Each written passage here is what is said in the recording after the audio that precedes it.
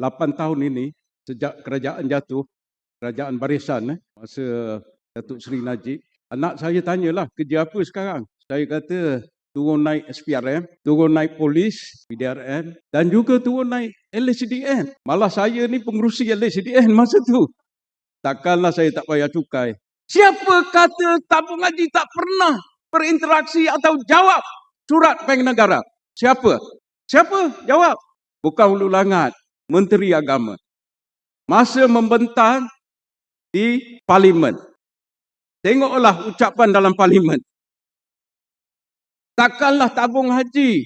Masa saya jadi ahli lembaga 2011 sampai 2017 duk bayar hibah, untung diaudit oleh auditor negara, diberi sisil bersih, maka berlaku kepincangan. Tak.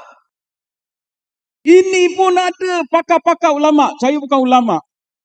Kata subsidi ni haram lah, tak boleh buat haji lah, apalah. Habis you duk makan subsidi budi lah, subsidi SARA lah, subsidi apa tu?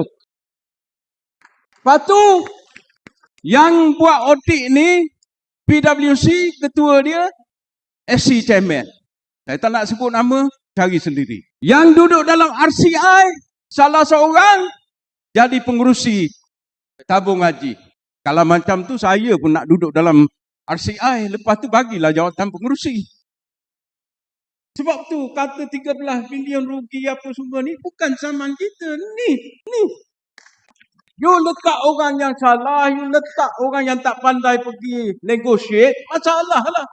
Masalah.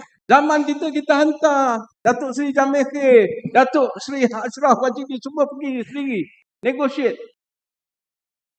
Yang kalau berlaku satu kecurian ke penipuan yang bawah tu, takkan kita nak salahkan.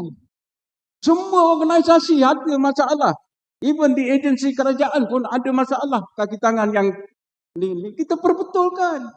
Saya tak kata tabung haji ni everything is good, but generally it's very good. Buatlah forensic audit. Bentanglah kepada rakyat. Salahnya di mana?